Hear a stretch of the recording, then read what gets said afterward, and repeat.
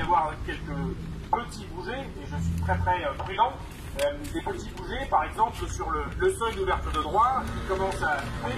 et donc ce qui a déjà été un peu dit dans la presse, c'est qu'ils travaillent sur une piste pour revenir, ramener le seuil d'ouverture de droit à nouveau à 4 mois et plus à 6, comme ça avait été durci au mois de novembre. Donc un seuil d'ouverture de droit qui le ramènerait à 4 mois, alors après à voir sur combien de temps, et surtout il était incapable de nous dire sur quelle piste il travaillait, c'est combien de temps cette mesure-là serait en vigueur, puisqu'il l'annonce comme étant une mesure temporaire, une mesure qui serait un abaissement du seuil temporaire avant de revenir au durcissement de la réforme, parce qu'ils rêvent tous que la crise Covid soit très passagère et qu'elle n'ait aucun effet. Ce qui est évidemment totalement illusoire, parce que même les chiffres du gouvernement parlent de suppression de postes massive, déjà de plans sociaux à tous les niveaux que l'on voit tous les jours, hein, même Airbus ou Camailleux ou des tas d'entreprises, quelles que soient les secteurs d'activité, sont en train de supprimer des postes. Certains parlent de supprimer 900 000 équivalents temps plein, c'est-à-dire 1 million d'emplois, donc des CDI. Et donc bien évidemment pour les CDD, là derrière c'est la première variable d'ajustement, c'est ce qu'on a vu au printemps avec le basculement, la suppression de tous les contrats et la plupart du temps sans recourir à l'activité partielle. Même si ça a été fait partiellement, mais par exemple, notre camarade de l'intérim, Laetitia, en parlera, ça n'a pas été le cas pour beaucoup d'intérimaires. Donc, bien évidemment, sur ce volet-là, il nous annonce que le gouvernement réfléchit à revenir à un seuil de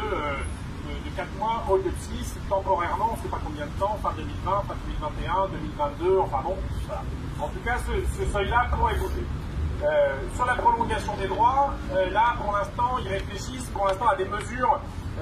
d'urgence pour certains secteurs. Alors, ils nous ont dit qu'ils avaient bien identifié, par exemple, que hôtel, café, restaurant, événementiel, c'était un problème. Sauf qu'on leur a rappelé, bien évidemment, que c'est un gros problème dans ce secteur-là, mais que c'est aussi un problème pour les saisonniers, que c'est aussi un énorme problème pour les intérimaires, et que c'est un problème pour des millions de travailleurs précaires, indemnisés ou pas, de la situation dans laquelle ils vivent.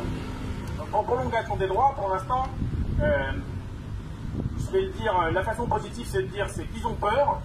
On leur a clairement dit qu'il valait mieux qu'ils discutent avec des organisations un peu organisées qui portent des revendications précises que de se retrouver avec des gens désespérés qui se foutent le feu dans les pôles emploi en septembre ou en octobre. Mais sauf que les mesures d'urgence, pour l'instant, il va falloir pousser très fort pour que ce ne soit pas les mesurer. Et puis, sur l'histoire du changement du mode de calcul, alors là, on était face à l'inspirateur de ce mode de calcul qui a continué à essayer de nous le défendre, mais il a laissé entendre que oui, il fallait qu'on change sur le mode de calcul. Évidemment, on nous dit qu'on était tous opposés à ce changement de mode de calcul, qui était une aberration au regard de ce que ça pouvait représenter. On a rappelé l'étude de Mathieu Grégoire, Pierre Vives, que la CGT a soutenue et qui permet de démontrer la casse des droits, chiffre la casse des droits au fur et à mesure de tous ceux qui auparavant étaient dans une annexe 4 qui a été vidée de son sens au fur et à mesure par des décisions, alors certes pas du gouvernement, hein, mais de ceux qui ont signé les conventions d'assurance chômage, c'est-à-dire tous les autres sauf la CGT, je le précise, mais qui sont largement aggravés par les décisions du gouvernement de 2019 et qui sont en plus doublement aggravés par l'effet Covid. Donc sur ce point-là, ils réfléchissent. Alors moi, ma conclusion est en accord avec la délégation qui m'a complété, c'est que le rapport de force qui est en train de se créer, même si ça ne paraît pas visible parce qu'on est vite désespéré en se disant que ça fait des mois et des mois qu'on se bat, que des collectifs se créent, qu'on n'obtient pas de choses et qu'on n'annonce pas des choses grandiloquentes en sortant, qu'ils disent lui-même qu'ils vont tout faire pour faire remonter nos revendications, mais que c'est suspendu au remaniement et qu'ensuite on arrive dans la période d'été. C'est qu'il faut continuer la lutte pour obtenir gain de cause sur tous les points jusqu'au bout. Alors c'est désespérant pour certains d'entre nous parce que ça a été dit par plusieurs, c'est des gens qui se retrouvent sans revenus dès maintenant ou depuis plusieurs semaines, depuis plusieurs mois, il y en aura de plus en plus. Ou alors qui pourraient se retrouver avec des baisses de revenus considérables en septembre, en octobre ou autre.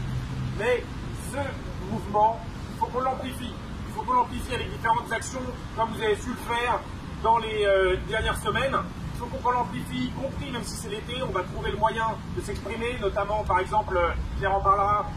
pour s'adresser aux saisonniers dans la campagne d'été. Il faut qu'on s'adresse à tous ceux qui sont concernés pour continuer à faire bouger les choses sur les réseaux sociaux et puis qu'on s'organise, y compris pour la rentrée, si on n'obtient pas gain de cause, pour continuer à pousser parce que cette réforme est inacceptable et on va continuer à se battre pour la faire annuler de façon complète et obtenir la prolongation pour toutes et tous.